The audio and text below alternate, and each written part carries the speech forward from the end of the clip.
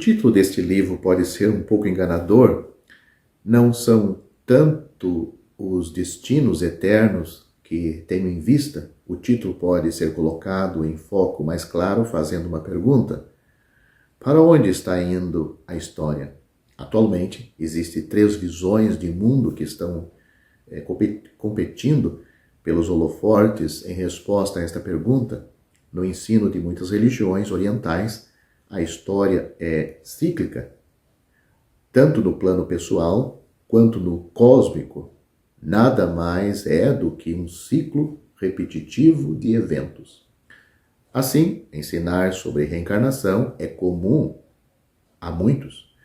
A história é um ciclo recorrente, sem objetivo final, além da perfeição do indivíduo ao longo de muitas vidas.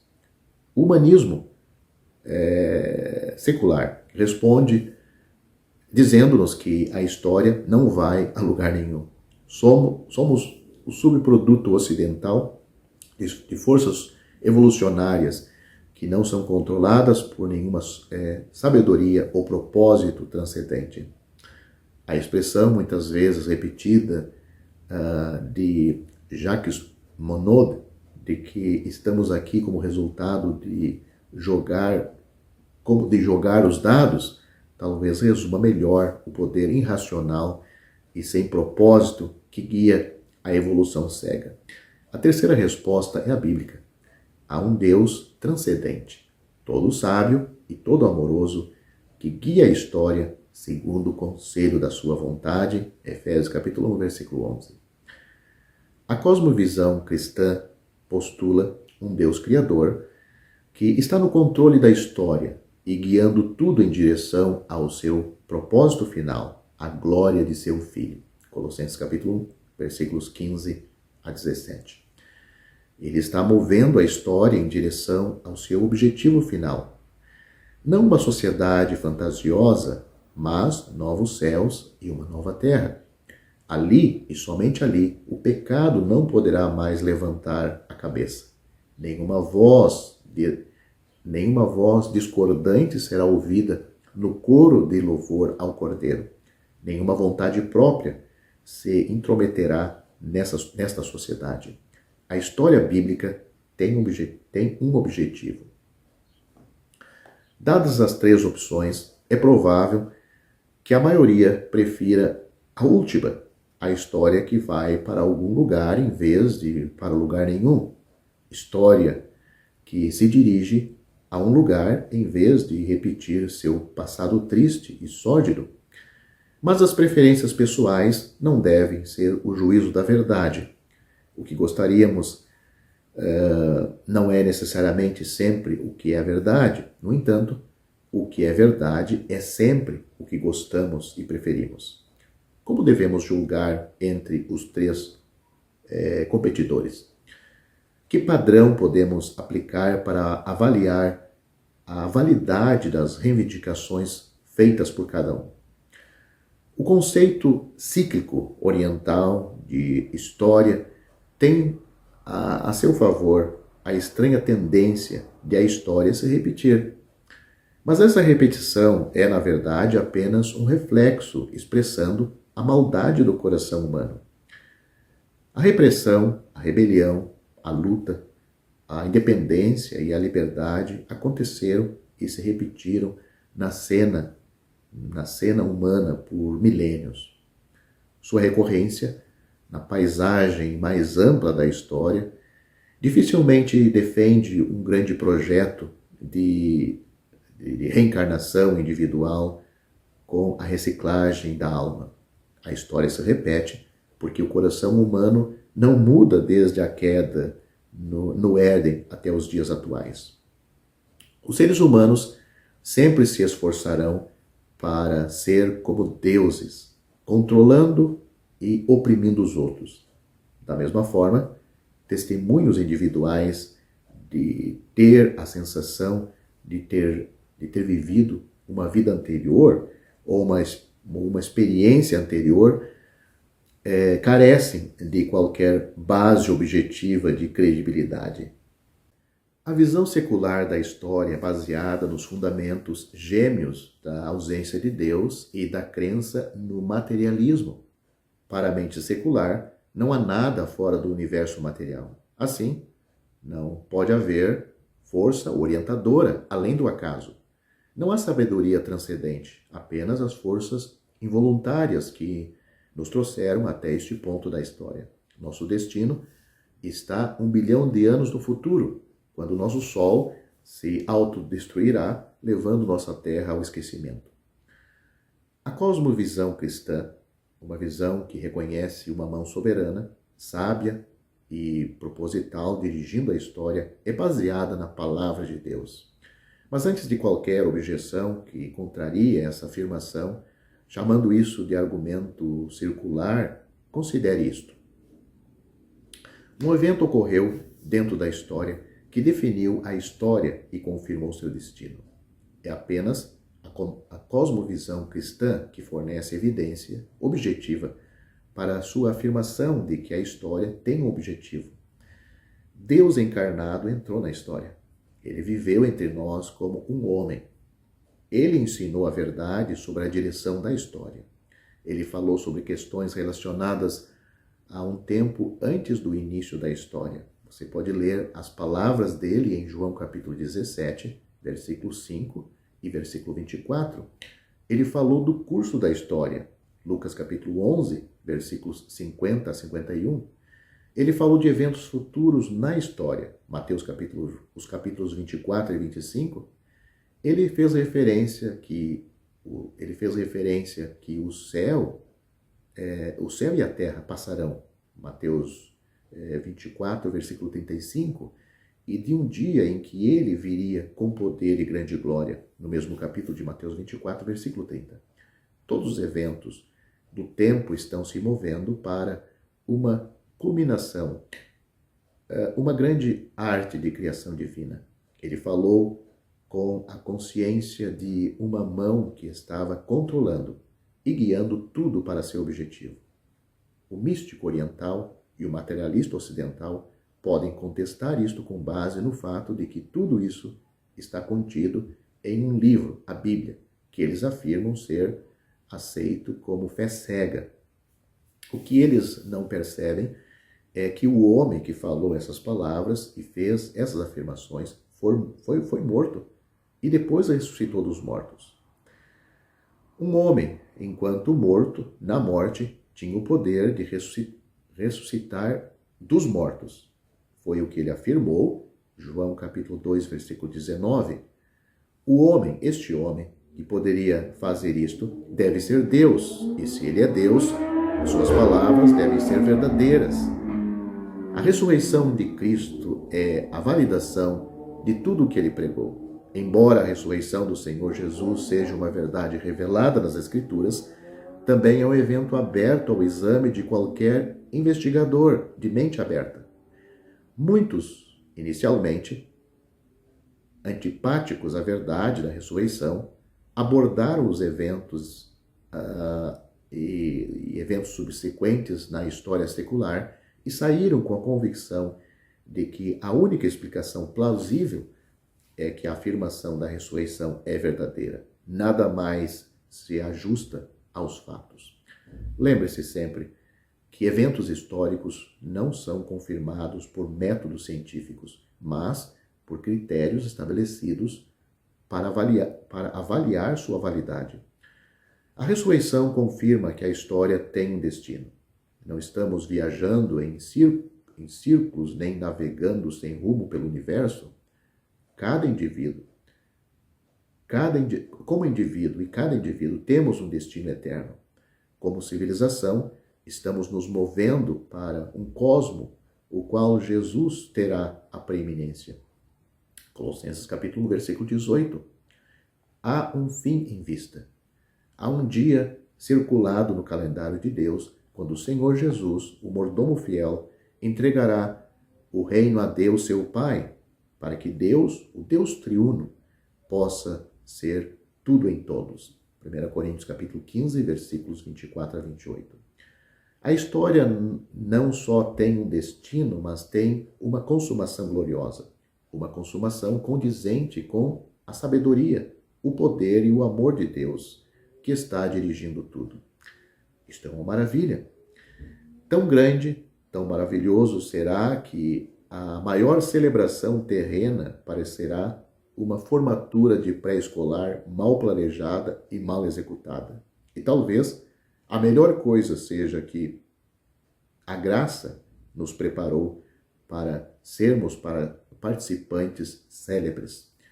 Enquanto os inimigos contumaz e rebeldes estarão no lago de fogo eternamente, por terem rejeitado a graça do Evangelho que lhes oferecia salvação, os salvos, por esta mesma graça, estarão na presença de Deus, onde há abundâncias de alegria e delícias perpetuamente. Você que me ouve, de que lado está? Está do lado daqueles que hão de se perder eternamente? Não fique para ver isto, porque vai se perder. Mas você tome a atitude correta. Dê crédito à palavra de Deus. Aceite o Salvador que Deus apresenta como o único caminho de salvação para você.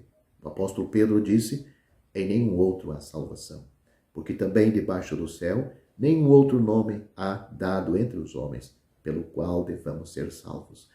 Atos capítulo 4, versículo 12. O Senhor Jesus Cristo disse, Deus enviou seu Filho ao mundo, não para que condenasse o mundo, mas para que o mundo fosse salvo por ele. Quem crê nele não é condenado, mas quem não crê já está condenado, porquanto não crê no nome do unigênito Filho de Deus. A escolha é sua.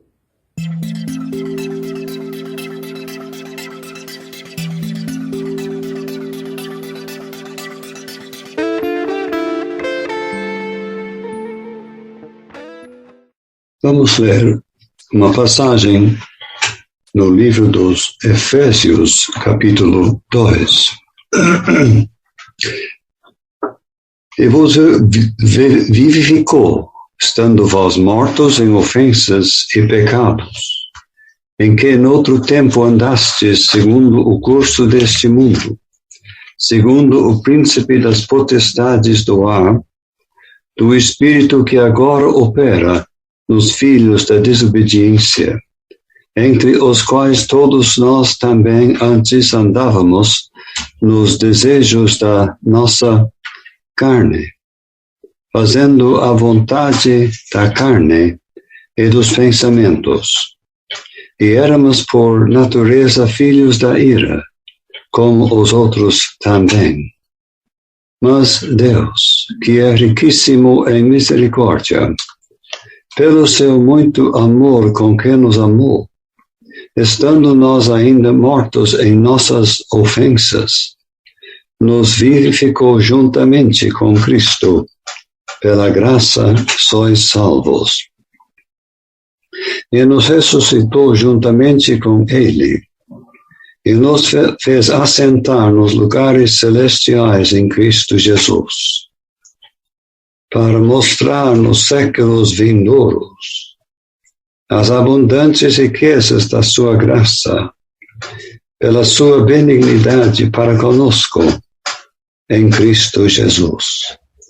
Porque pela graça sois salvos, por meio da fé, e isso não vem de vós, é dom de Deus. Não vem das obras, para que ninguém se glorie. Acabamos de ler apenas 9 versículos da palavra de Deus. E nestes 9 versículos, temos uma explicação ampla com todo o detalhe relevante sobre como uma pessoa pode ser salva. Isto, ouvintes, é interessante. Apenas 9 versículos são suficientes para apresentar para um pecador sedento, querendo saber como pode ter a certeza da salvação. Apenas em 9 versículos da Bíblia, esclarece muita coisa. Assim nós vemos que Deus não deixou uma salvação complicada para o pecador tropeçar e se frustrar e desanimar-se. Não. Começando, a passagem declara a situação do pecador, estando mortos em ofensas e pecados. Indica que há forças malignas no mundo que tendem a influir o pensamento das pessoas, opera nos filhos da desobediência. E nós reconhecemos que é fato. Muita coisa, até na sua vida, pode atrapalhar o seu empenho de se salvar. Mas aqui vem grande esclarecimento. Fica bem estabelecido. Enfim, quem é que precisa ser salvo? Talvez os ouvintes saibam, todos. Mas por quê? Porque todos realmente andam nos desejos da sua carne, fazendo a vontade da carne e dos pensamentos, são por natureza filhos da ira, como os outros também. O nosso assunto já no 3º versículo torna-se extremamente solene. Quando esclarece da tendência natural do pecador de aprontar, diz que realmente por natureza são filhos da ira. Nós precisamos fazer uma parada aqui. E o ouvinte, o pecador, tem que abrir o olho. O que significa serem filhos da ira? Simplesmente pecadores sujeitos à ira de Deus. Alguém diga, mas a gente não usa muito essa palavra ira. É o castigo, o furor de Deus. Ou se alguém pensa que pode viver como quer, aprontar, mentir, roubar,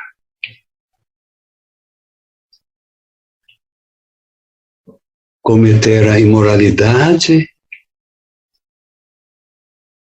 talvez você esteja pensando, mas o que a gente vai fazer? Bom é consultar uma passagem como esta, para se flagrar da seriedade da sua situação. Eu espero que todo ouvinte saiba que eu mesmo não falo como alguém que fosse diferente, nem um pouquinho, nem um pouquinho. Eu me lembro de como eu era. O rapaz que eu era em tempo de novo. E não tenho saudades daquilo. Mas, meus ouvintes, vamos ver o início do versículo 4. Eu realmente tirei uns minutos para comentar na situação do pecador, filhos da ira, sujeitos à ira de Deus. Sujeitos, no caso de morrer, a se erguer os olhos no inferno.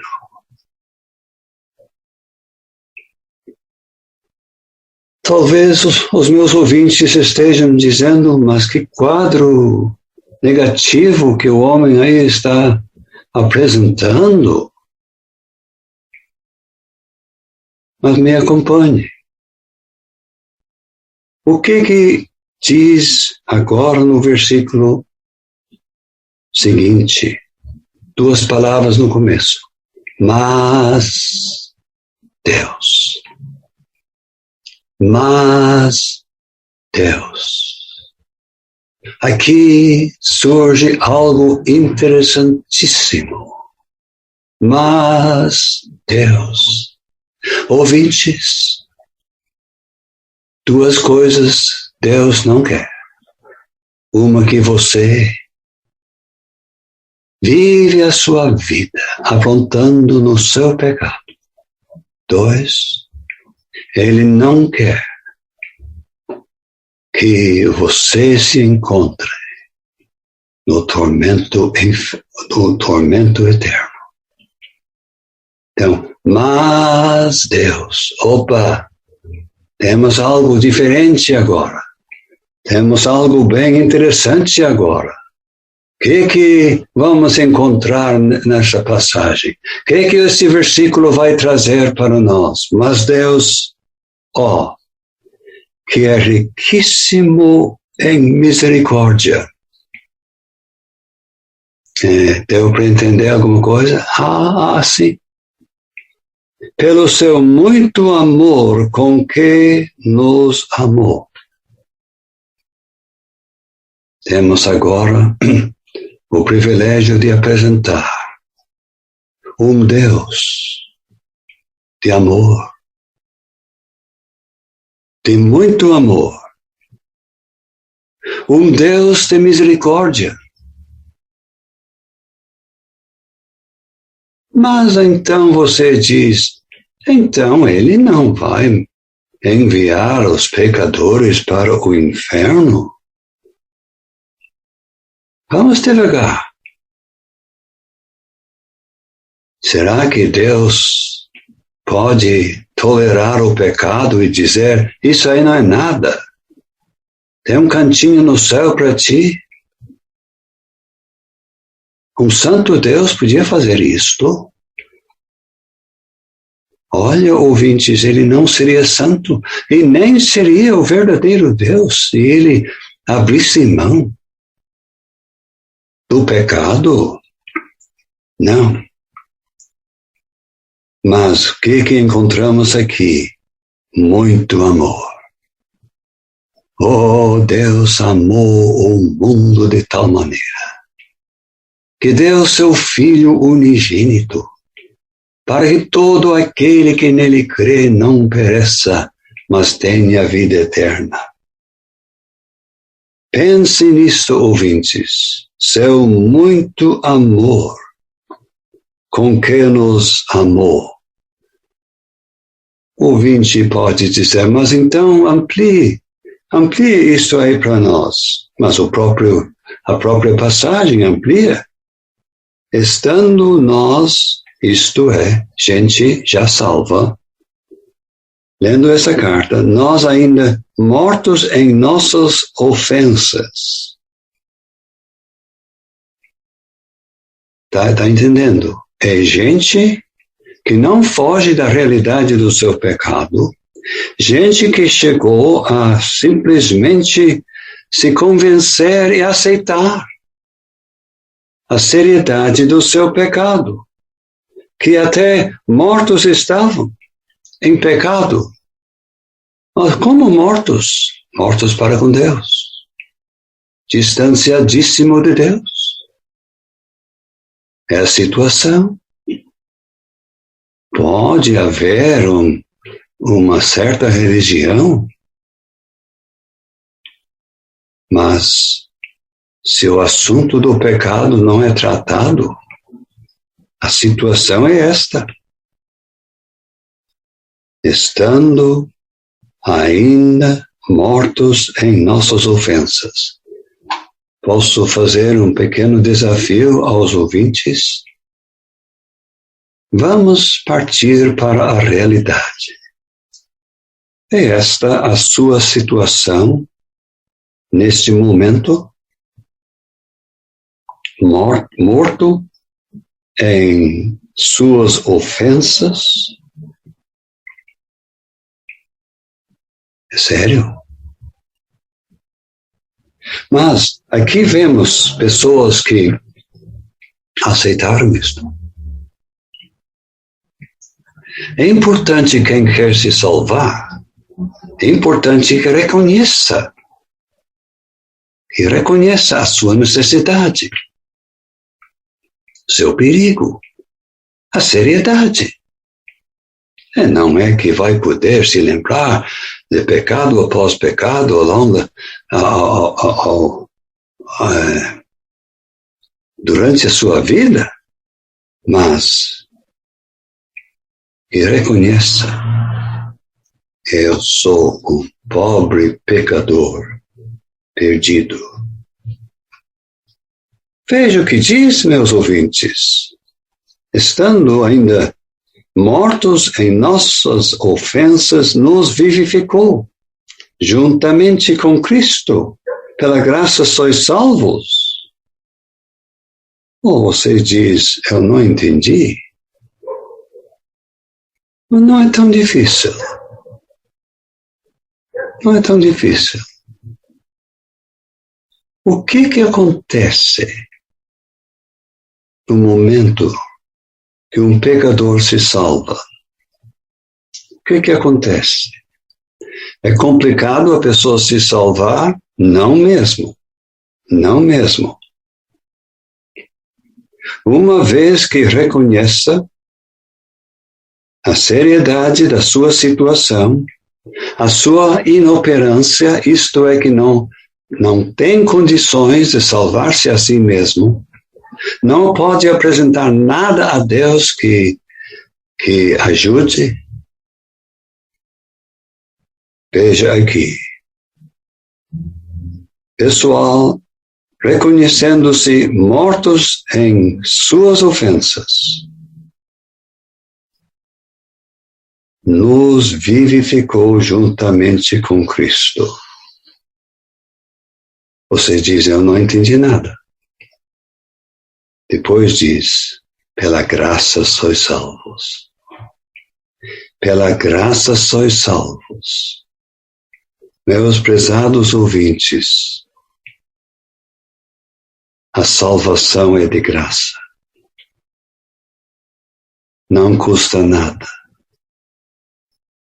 Mas alguém diz: explica mais. A própria palavra explica. Porque pela graça sois salvos por meio da fé. Isso não vem de vós, é dom de Deus. Como é que você pode ser salvo? Importante é reconhecer a sua necessidade, como essa passagem explica tão bem, em linguagem simples. Importante também que você tenha um sincero desejo de ser salvo. Há pessoas que sabem que precisa ser salvo e até pode saber mais ou menos como se salvar, mas não se salvam. Eu espero que meus ouvintes hoje, pelo menos alguns, reconheçam que precisam ser salvos. Entendem que há salvação e que têm um desejo de serem salvos. E mais, que têm um desejo de serem salvos já, hoje de noite. Você pode estar pensando, não, mas mais para frente. A salvação da sua alma é prioridade número 1. Número 1. Não convém viver mais um dia em seus pecados. Independente do perigo, que é sempre presente, de partir para a eternidade inesperadamente e encontrar-se na perdição eterna. Não, o nosso assunto é muito importante. O que nós lemos aqui sobre a salvação é interessantíssimo. Pela graça sois salvos. O salvo daí é unido no momento da sua salvação. Uma união é formada entre o salvo e o ressurrecto Senhor Jesus Cristo no céu. Isto é preciosíssimo. Unido ao Senhor Jesus Cristo. E sabe que tem uma parte do versículo que pode ser um pouco difícil. E nos fez assentar nos lugares celestiais em Cristo Jesus. Você diz, não, eu estou em casa, eu estou no meu apartamento. Como que pode dizer assim, nos fez assentar nos lugares celestiais? Sabe o que é? A pessoa que recebe ao Senhor Jesus Cristo, a certeza daquela pessoa estar no céu com Cristo é como se já estivesse. Você diz, isso é demais. Pode ser, mas é verdade. A pessoa que recebeu ao Senhor Jesus Cristo como Salvador, a sua certeza do céu é como se já estivesse lá.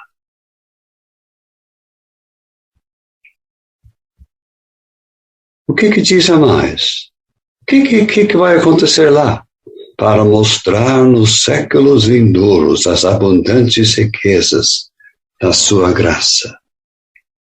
É possível que alguns ouvintes, nesse momento, não vão se interessar muito nisto, mas é um versículo que ajuda qualquer um que quer dar atenção aos detalhes, que leva toda a eternidade para Deus demonstrar para os salvos já no céu as abundantes riquezas da sua graça. Eu sei que eu estou levando o assunto para muito longe, mas o assunto merece que seja comentado essas tremendas realidades. Mas eu vou concluir. Eu vou concluir como essa parte da passagem conclui. Porque pela graça sois salvos. Pela graça, não paga, não é em contrapartida de obras suas ou sacrifícios seus. É de graça. De graça, preço pago pelo Senhor Jesus Cristo na cruz. Como que eu me salvo? Por meio da fé. Que é isto? É uma confiança total da parte do pecador perdido na pessoa do Senhor Jesus Cristo, que por ele morreu. É uma grande realidade isto. E a pessoa recebe o dom de Deus. Imagine. Oh, pense nisto. Imagine. Não vem das obras, diz mais uma vez, para que ninguém se glorie. Não. Ninguém pode dizer, parabéns para mim, eu consegui me salvar. Não. Graças a Deus, na misericórdia de Deus, Ele me salvou. Quando? Na qualidade de pecador perdido, eu o recebi, como aquele que por mim tinha morrido, meu Salvador, todo suficiente. Ao findar o labor desta vida, quando a morte ao teu lado chegar, que destino há de ter a tua alma? Qual será no futuro